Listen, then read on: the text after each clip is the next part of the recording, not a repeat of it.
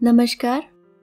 कहानी गोल्ड में आज सुनिए मालती जोशी जी की लिखी कहानी एक क्रांति सीमित सी। दीदी चाय ले लो, नीलम ने चाय का कप स्टूल पर रखते हुए कहा और गर्दन के नीचे हाथ देकर वह उसे उठाने का उपक्रम करने लगी। तभी अम्मा भीतर से दौड़ती हुई आईं। अरे अरे, ये क्या कर रही है लड़की? क्यों, क्या हुआ? दोनों चौंक पड़ी। अरे आज तीजा है ना, और तू सुबह सुबह उसे चाय पिला रही है। वो तो अच्छा हुआ मैंने सुन लिया।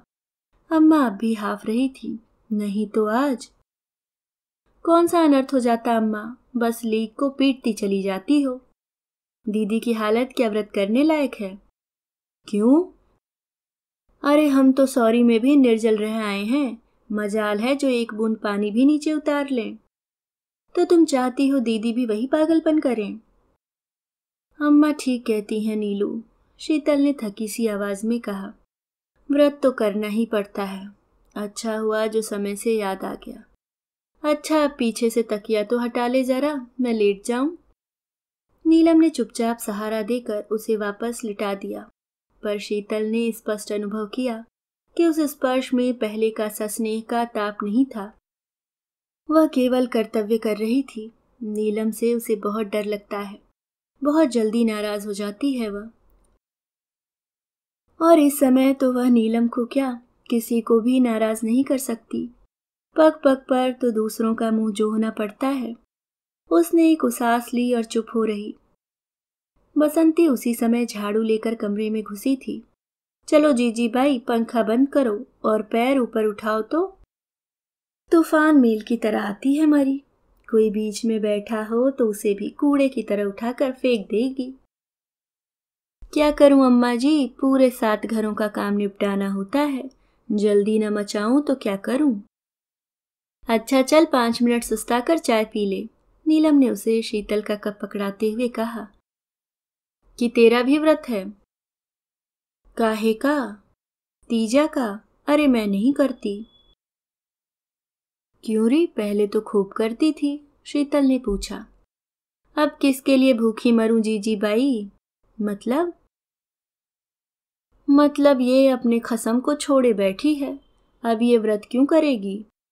खसम शब्द से ही जाहिर था अम्मा खूब खूब नाराज हैं बसंती से। तो क्या करें अम्मा जी, रात दिन की मार कुटाई कहाँ तक सहें। सुबह से शाम तक लोगों के जूठे बर्तन घिसें, 4 पैसे कमाकर इनके पेट में झोंकें, ऊपर से इनकी धौंस सहें। ये अपने से नहीं होता अम्मा जी। अरे कम से कम अपने पीने लायक तो कमावे। अब कमाता है कि नहीं? तो क्या सचमुच ही छोड़ दिया? और क्या, मैं तो जीजी बाई एक दिन तन के खड़ी हो गई। कह दिया कि मारने पे आ जाऊं तो 32 बाहर निकाल कर रख दूं। मेरे भी मेहनत मजूरी वाले हाथ हैं। फिर बीवी से पिटने के बाद बाहर मुंह नहीं दिखा सकोगे, याद रखना। ठीक से रहना हो तो रहो, नहीं तो फुटो। बच्चे मैं ऐसे भी पाल रही हूं, बाद में भी पाल लूंगी। वाह क्या बात है, नीलम ने दाद दी। क्या बात है? अम्मा ने मुंह चिढ़ाया। बहुत बहादुरी का काम किया है ना, जो वाहवाही दे रही हो। दोनों बहनों ने एक दूसरे की तरफ देखा और नजरें झुका ली। बसंती ने जो कर दिखाया, अम्मा क्या कभी उसकी कल्पना भी कर सकती हैं? बेचारी जिंदगी भर कितनी जिल्लत, कितना अपमान सहती रही हैं। न कभी ढंग का ओढ़ा न पहना, बस खटती रहीं और बच्चे जनती रहीं। लड़कियां पैदा करने के लिए सास के पति के ताने सहती रहीं। उन्हें गर्व भी है तो इसी बात का कि सब कुछ उन्होंने चुपचाप सह लिया, किसी के सामने कभी मुंह नहीं खोला। दीदी हम आपकी ये बास्केट खाली कर दें? काजल ने पूछा। संभल कर करना भाई, मेरी सारी दवाइयां वगैरह हैं उसमें। बास्केट की क्या जरूरत पड़ गई? शीतल ने पूछा। फूल पत्ती लेने जाना है ना, कुमकुम बोली। अम्मा कहती हैं तीजा में जितनी तरह के फूल और पत्तियां चढ़ाएंगे उतना ज्यादा पुण्य मिलेगा। अच्छा दीदी, ये व्रत क्यों किए जाते हैं? पति की मंगल कामना के लिए। ऐसा भी कोई व्रत होता होगा जो पति पत्नी के लिए करे? काजल ने शंका प्रदर्शित की। कोई नहीं होता, कुमकुम बोली। होता तो क्या जीजा जी नहीं करते? उन्हें क्या दीदी का इस तरह पड़े रहना अच्छा लगता होगा? जीजा जी व्रत करेंगे? शीतल ने देखा, नीलम के चेहरे से ही नहीं स्वर से भी घृणा जैसे टपक रही थी। इस लड़की को वह कभी समझ नहीं पाती। वह हमेशा एक आक्रामक मुद्रा में रहेगी, पापा की तरह। शीतल बेचारी अपनी माँ की तरह गऊ है। दोनों बहनों की प्रकृति में इतना अंतर है कि उसे खुद कभी कभी आश्चर्य होने लगता है। अरे तुम लोग अभी यहीं हो? जाओ, नहीं तो बाकी सब ढूंढ कर ले जाएंगी। तुम्हारे हाथ कुछ नहीं आएगा। अम्मा ने भीतर से लताड़ दी तो काजल कुमकुम झट से चप्पलें डालकर फुर हो गईं। शीतल दोनों को देखती रह गई। क्या उम्र होगी दोनों की? बस 13 और 15। बीच वाली कोमल जीवित होती तो 17 की होती। अच्छा ही हुआ वह चली गई, एक बोझ तो कम हुआ। जो है उन्हें ही पार लगाना मुश्किल है। इन दोनों की शादी तक तो पापा रिटायर हो चुके होंगे। तब कैसे क्या होगा? अभी तो नीलम बैठी है। एमए किए 2 साल हो गए हैं, पर कहीं कोई जुगाड़ नहीं जमा। प्राइवेट स्कूल में नौकरी कर रही है। वहाँ वेतन कम और काम ज्यादा होता है। वह वेतन भी तो उसका कहाँ रह पाता है, सब घर नामक महाराक्षस हजम कर जाता है। बेचारी मनपसंद एक साड़ी तक नहीं खरीद पाती। और अब महीने भर से शीतल भी यहाँ डेरा डाले हुए है। दवा दारू का ना सही, दूसरे खर्च तो होते ही हैं। दूध पीते हुए, खाना खाते हुए हर बार लगता है जैसे बहनों के मुंह का कौर छीन रही है। बड़ी ग्लानि होती है। कभी कभी लगता है नीलम इसलिए मुंह फुलाए रहती है। नीलू, उसने हौले से पुकारा। क्या है? नीलम ने कॉपियों पर झुके झुके ही उत्तर दिया। हमेशा ऐसी अन्न खाकर क्यों बोलती हो? जानती हूँ तुम सब पर भार हो गई हूँ मैं।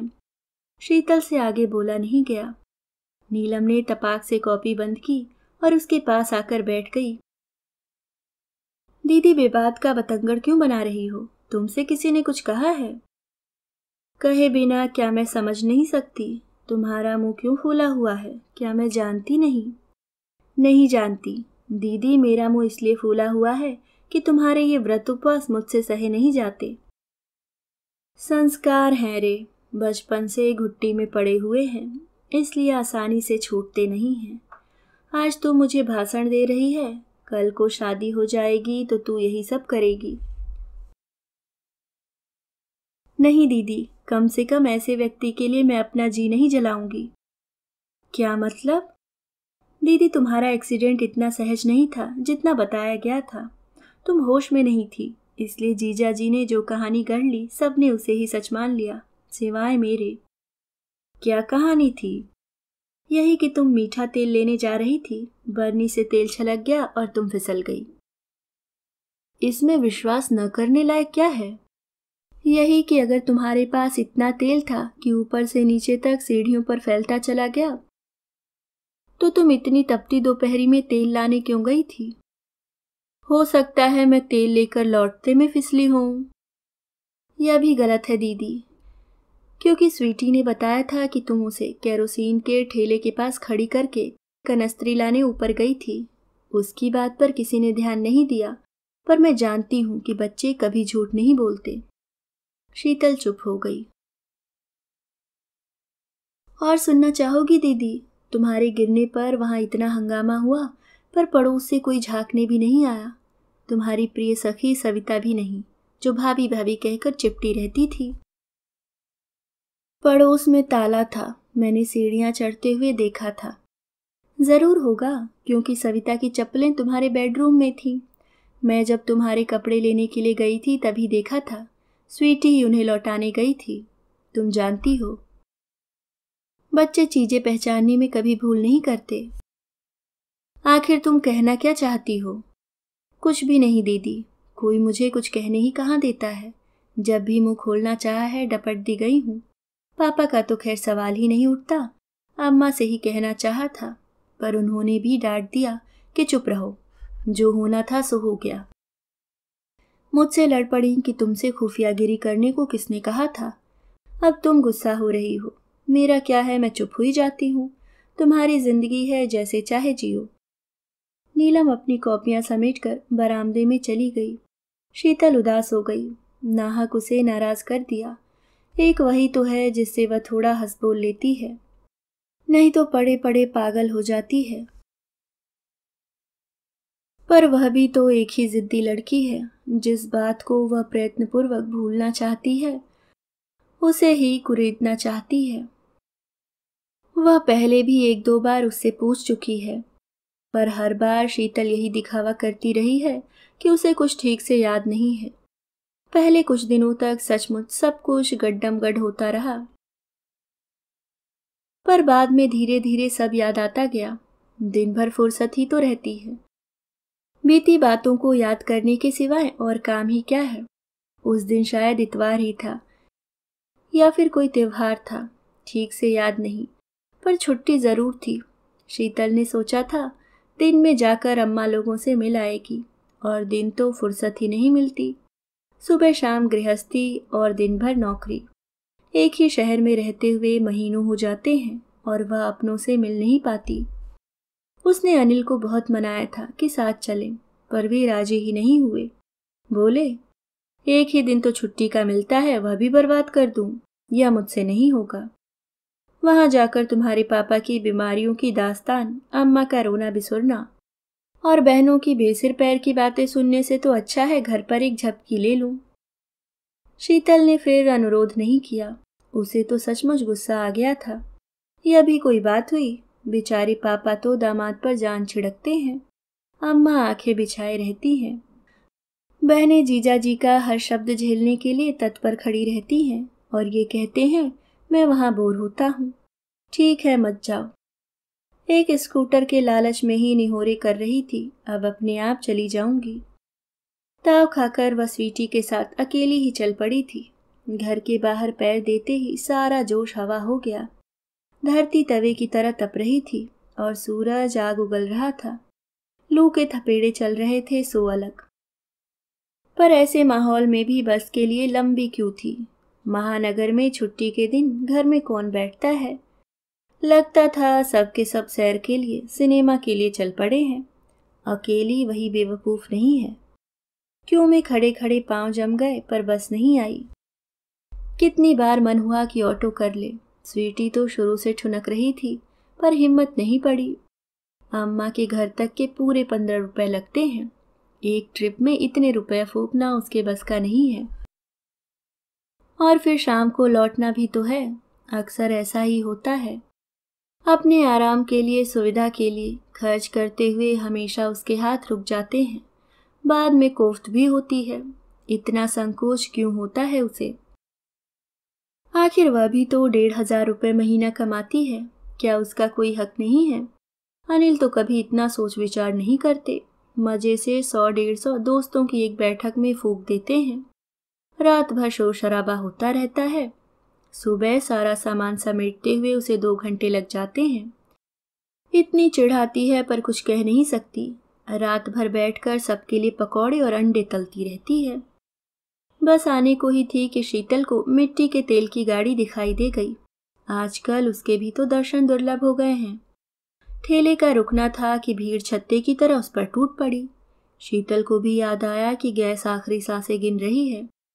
1 महीना और 20 दिन, बस इससे ज्यादा तो वह कभी चलती ही नहीं। फिर नंबर आने में 4-5 दिन तो लग ही जाते हैं। अनिल से कितनी बार कहा है कि एक्स्ट्रा सिलेंडर ले लेते हैं, पर वे ध्यान ही नहीं देते। उन्हें क्या फर्क पड़ता है, दोनों वक्त पकी पकाई मिल जाती है। कैसे पकाया है इससे उन्हें कोई सरोकार नहीं होता। 5 लीटर मिट्टी का तेल ही घर में लाकर रखने को कहती हूँ तो उनकी जान पर आती है। तेल की गाड़ी के पास भी क्यू लग गई थी। 5 साल की स्वीटी को वहीं खड़ा करके वह जल्दी जल्दी घर लौटी। आधा घंटा स्टॉप पर खड़े रहने के बाद धूप में फरलांग भर चलकर आई थी। सीढ़ियां चढ़ते चढ़ते पसीने से नहा गई। दरवाजा बंद था। उसने घंटी दबाई। भीतर से कोई आहट नहीं आई, बस फुसफुसाहट सी सुनाई देती रही। उसने दोबारा बटन दबाया। देर से ही सही, पर इस बार दरवाजा खुला। उसे देखते ही अनिल का चेहरा सफेद और फिर स्याह पड़ गया। तुम? हाँ, मिट्टी का तेल आया है, सोचा ले लूं, आपको तो फुर्सत ही नहीं। कहते हुए वह भीतर जाने को हुई कि अनिल ने दरवाजे पर ही रोक लिया। यह क्या कर रहे हैं? मिट्टी के तेल का तो बहाना है, असल में तुम जासूसी करने आई हो। कैसी जासूसी? उसकी बात पूरी भी न हो पाई थी कि भीतर से एक सरसराहट सी उभरी। वॉश बेसिन पर लगे कांच में एक नीला सा आंचल लहरा गया। बरामदे में लगा वह वॉश बेसिन बाहर के दरवाजे से साफ दिखाई देता था। उसका कांच पूरे घर का हवाला देता था। तो इसका मतलब था बेडरूम के दरवाजे पर कोई खड़ा था। भीतर कौन है? उसने पूछा। तुमसे मतलब? वह जबरन भीतर जाने को हुई और वे उसे बाहर ढकेलने लगे। वह कृत संकल्प थी, पर उनके सामने आखिर कब तक टिक पाती। इस धींगा मुश्ती में कब उसका पैर फिसला पता ही नहीं चला। होश में आई तब वह अस्पताल में थी। माँ और बहनें उसे घेरे हुए थीं। स्वीटी अपने नाना के पास दूर सहमी सी खड़ी हुई थी। उसका अपना शरीर पट्टियों से जकड़ा हुआ था और कसक रहा था।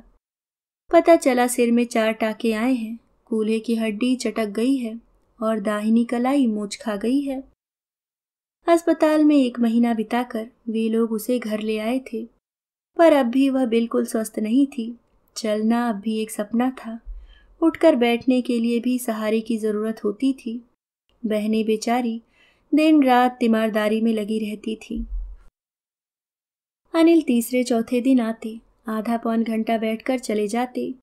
उतनी देर में अम्मा पता नहीं क्या क्या बना देती। उन्हें बहुत तरस आता कि बेचारा लड़का वहां अकेला पड़ा है, होटल में खा रहा है। पता नहीं कितनी बार तो उन्होंने कहा होगा कि यहीं आ जाओ। बेचारी अम्मा, उन्हें क्या मालूम कि बेचारा लड़का वहां बड़े मजे में है। यह राज तो सिर्फ नीलम जानती है, इसलिए तो अपने जीजा को लिफ्ट नहीं मारती। अनिल शीतल को देखने के बहाने आते हैं, पर सारे समय वह नीलम को मनाते रहते हैं। वह पड़े पड़े यह नाटक देखती है और कुटती है। यह तो आज मालूम हुआ कि नीलम इस खुशामद की मनुहार की भूखी नहीं है। वह सचमुच उनसे नफरत करने लगी है। उसने जो कुछ देखा है उसके बाद और हो भी क्या सकता था। और एकदम जैसे एक फ्लैश सा चमका। कितनी बेवकूफ थी वह। स्वीटी चप्पलें पहचान गई और वह साड़ी न पहचान पाई, जबकि दोनों ने साथ ही जाकर विमल की सेल से वे साड़ियां खरीदी थी। शीतल की गुलाबी थी और सविता की नीली। उस दिन यह ख्याल क्यों नहीं आया था। सीढ़ियां चढ़ते हुए उसने साफ देखा था कि सामने वाले दरवाजे पर ताला है। तब यही सोचा था कि मम्मी पापा के साथ सविता भी पिक्चर गई होगी। वह मेरे ही घर में सेंध लगा रही होगी, इसकी तो कल्पना भी नहीं की थी। हेलो एवरीबॉडी, अनिल की सदाबहार आवाज गूंजी और स्वीटी दौड़कर पापा से लिपट गई। काजल कुमकुम दौड़कर जीजाजी के स्वागत के लिए दरवाजे पर पहुंची। अम्मा भी पल्लू से हाथ पोंछती हुई रसोई से बाहर निकल आईं। सिर्फ नीलम जो बरामदे में बैठी थी उठकर भीतर चली गई। अपना झोला उतारकर जमीन पर रखते हुए अनिल ने कहा, अरे बेटा, ये इतना सारा क्या उठा लाए? कुछ नहीं अम्मा जी, थोड़े से फल फूल हैं। आज तीजा है ना, आपकी इस पागल बिटिया का भरोसा नहीं है। निर्जल ही रह जाएगी, इसलिए भागा भागा आया हूँ। अभी दफ्तर भी जाना है। आपकी छुट्टी नहीं है जीजा जी? अरे कहाँ भाई, ये मध्य प्रदेश की सरकार बहुत बेरहम है। तीजा की छुट्टी सिर्फ महिलाओं को देती है। ये नहीं जानती कि पुरुषों को इस दिन डबल ड्यूटी करनी होती है, घर की और दफ्तर की। आपने बेकार तकलीफ की जीजा जी, दीदी तो ये सब लेंगी नहीं। काजल ने कहा, लेंगी कैसे नहीं? देखो भाई, हमारी बात टालोगी तो तुम्हें कोई पुण्य नहीं लगेगा, बताए देते हैं। शीतल कुछ नहीं बोली, सिर्फ उन्हें देखती रही। लगा कि इन 2 महीनों में उनका रंग निखर आया है। चेहरे पर एक परितृप्ति झलक रही है। कहीं से नहीं लगता कि यह व्यक्ति पत्नी के विरह का मारा हुआ है। दीदी, जीजाजी की बात तो मान लो। पता है जीजाजी ने आज सुबह से चाय भी नहीं पी, कुमकुम ने सूचना दी। यह तो अच्छी जबरदस्ती है। आप लोग व्रत पर व्रत किए जाएंगी और जन्म जन्मांतर तक हम पर लदी रहेंगी। अरे हमसे भी तो कुछ पूछो भाई, हमें भी तो चॉइस का मौका दो। लड़कियां खिलखिलाकर हंस पड़ी। जीजा जी की हर बात पर हंसना जैसे उनका धर्म है। पर शीतल को हंसी नहीं आई। अनिल हर तीज पर, हर व्रत उपवास पर ऐसी ही बातें कहते थे, पर शीतल को कभी बुरा नहीं लगा। पर आज तो ये बातें जैसे कलेजे को चीरती चली गईं। वॉश बेसिन के दर्पण में लहराता नीला आंचल उसकी सहनशीलता को तार तार कर गया। अम्मा ने नीलम को आवाज देकर चाय बनाने के लिए कहा तो उसने भी फरमाइश कर दी। अम्मा, चाय तो हम भी पियेंगे, सुबह से सिर दर्द के मारे फटा जा रहा है। यह हुई ना बात। अनिल ने विजय गर्व से दीप्त होकर सालियों की ओर देखा। अरे भाई, हम कहें और तुम्हारी दीदी न माने, यह तो हो ही नहीं सकता। नीलम चाय लेकर आई। तब तक काजल ने दीदी को सहारा देकर बिठा दिया था। नीलम के हाथ से कप लेते हुए उसने कहा, बिस्किट भी लाई है क्या? एक दो इधर भी देना। बिस्किट? सब जैसे आसमान से गिरे। शीतल, तू पागल हुई है क्या? अम्मा गरजी। पागलपन की क्या बात है इसमें अम्मा, अब तुम ही सोचो। मेरा व्रत उपवास भी कोई मायने रखता है? न नहाई, न धोई, न पूजा, न आरती। बिस्तर पर पड़े पड़े भूखे मरने में क्या दुख है? हाथ में बिस्किट की प्लेट लिए नीलम पसोपेश में खड़ी थी। शीतल ने वह प्लेट थाम ली और उसकी आंखों में देखते हुए धीरे से बोली, नीलू, मेरी क्रांति की सीमा बस यहीं तक है। मैं बसंती नहीं बन सकती। आप सुन रहे थे मालती जोशी जी की लिखी कहानी एक क्रांति सीमित सी। दोस्तों, उम्मीद करती हूँ आपको कहानी पसंद आई होगी। धन्यवाद।